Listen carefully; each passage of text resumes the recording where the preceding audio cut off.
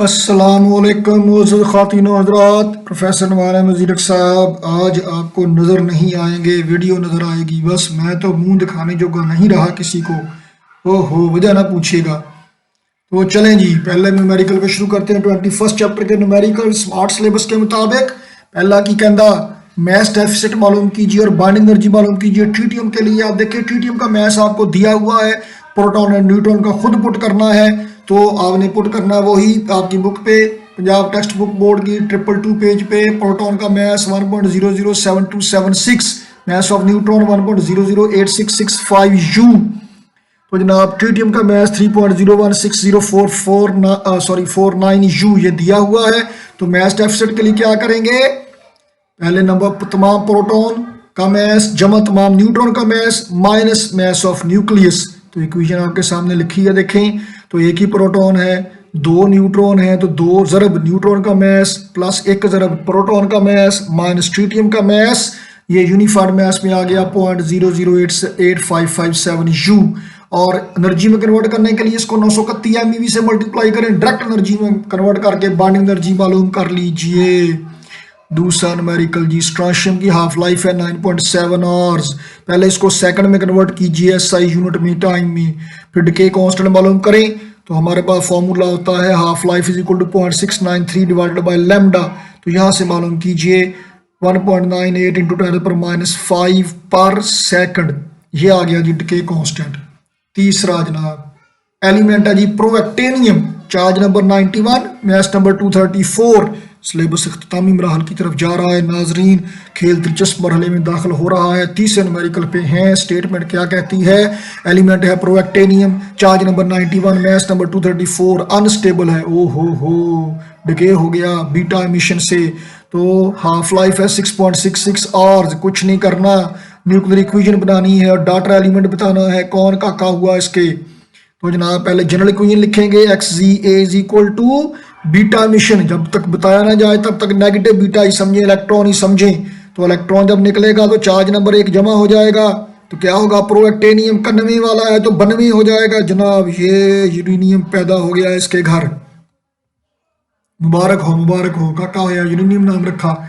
चौथा जनाब न्यूमेरिकल क्या कहता, एनर्जी मालूम कीजिए इस रिएक्शन के साथ एसोसिएटेड।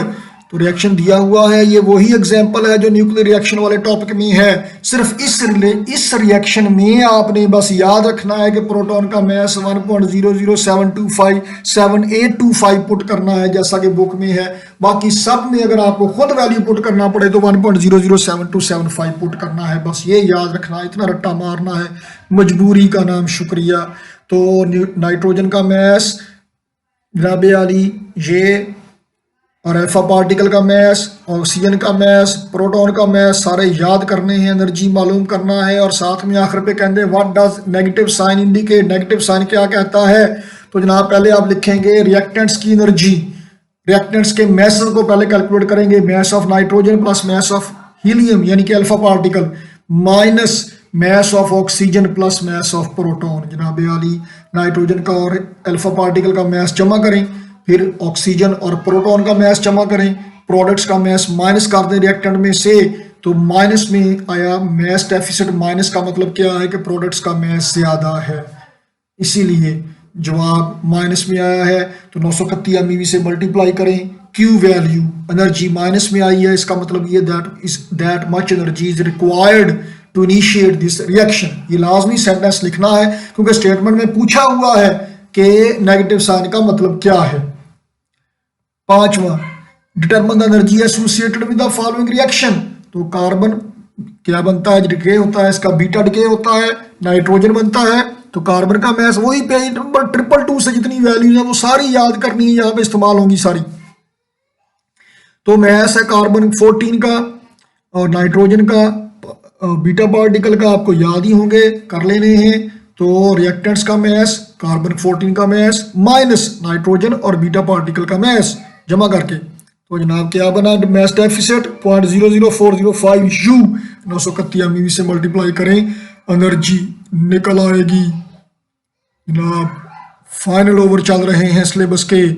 छठा जनाब आली यूरेनियम 92 233 है, 2 दफ़ा डिके होता है, अल्फा डिके 2 दफ़ा तो पहली दफ़ा यूरेनियम 9233 का डिके होता है, थोरियम बनता है, 2 चार्ज नंबर कम हो गया, 4 में एस नंबर कम हो गया, प्लस अल्फा पार्टिकल निकला, थोरियम ने फिर अल्फा पार्टिकल खारिज किया तो रेडियम बन गया।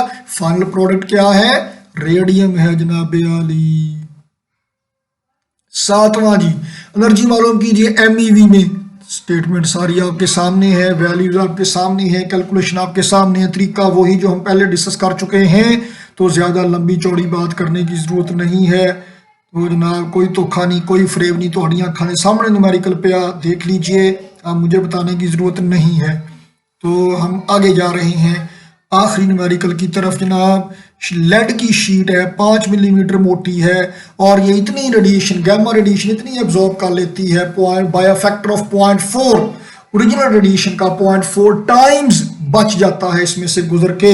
तो थिकनेस कितनी है, कितना फासला तय करती है गैमा रेडिएशन? x1 कह लीजिए, 5 मिलीमीटर, 5 × 10⁻³ मीटर। तो जनाब रिडक्शन रेडिएशन की कितनी हो जाती है? I1 इंटेंसिटी रह जाती है कितनी? 0.4 मल्टीप्लाइड बाय ओरिजिनल इंटेंसिटी थी I0। अच्छा मसला क्या है? Find the half value thickness. वो शीट बताइए, उस शीट की मोटाई बताइए जिसमें से गुजर के रेडिएशन कितनी रह जाए? हाफ वैल्यू, आधी रह जाए। तो reduction of intensity of beam in case of second lead sheet I2 is equal to 0.5 multiplied by peak value. तो x2 दूसरी वाली शीट जिसने 50% इंटेंसिटी रिड्यूस कर दी, पहली वाली ने 0.4 टाइम्स यानी 40% रिड्यूस की थी, दूसरी वाली जिसने 50% रिड्यूस कर दी है उसकी थिकनेस मालूम कीजिए। तो चूंकि हमारे पास फॉर्मूला है किसी भी मटेरियल के अंदर जब रेडिएशन घुस जाती है तो I1 is equal to I0 e⁻⁻μ(x1). Mu absorption coefficient है, दिया नहीं गया सानू लोड भी कोई नहीं, असी कोई थले लगे हैं असी कोई। I1 is equal to I0 e⁻⁻μ(x1). हम इसके बगैर गुजारा कर लेंगे, जिथे सारी दुनिया छड़ी तेरे बिन भी सर जाऊ। तो I1 क्या है? 0.4 I0। I1 की जगह वैल्यू पुट कीजिए, पहली रेड शीट की के लिए डाटा लिखिए। 0.4 I0 is equal to I0 e⁻⁻μ(x1). तो I0 से I0 कट गया, 0.4 इज इक्वल टू e⁻⁻μ(x1). तो नेचुरल लॉग लीजिए, क्योंकि E है ना, तो नेचुरल लॉग लीजिए। तो natural log ln natural log 0.4 is equal to natural log e⁻⁻μ(x1). E के साथ नेचुरल लॉग कट जाया करता है, खत्म हो जाता है, तो कैलकुलेटर पे LOG वाला लॉग नहीं शिफ्ट करके आमतौर पे आता है। बहरहाल देख लीजिएगा आप कैलकुलेटर पे कैसा फंक्शन है। तो नेचुरल लॉग लेना है 0.4 का, ये -0.916 इज इक्वल टू -μ(x1) आ गया जी, इक्वेशन A कह लीजिए। इसी तरह से दूसरी लेड शीट के लिए I2 is equal to I0 e⁻⁻μ(x2).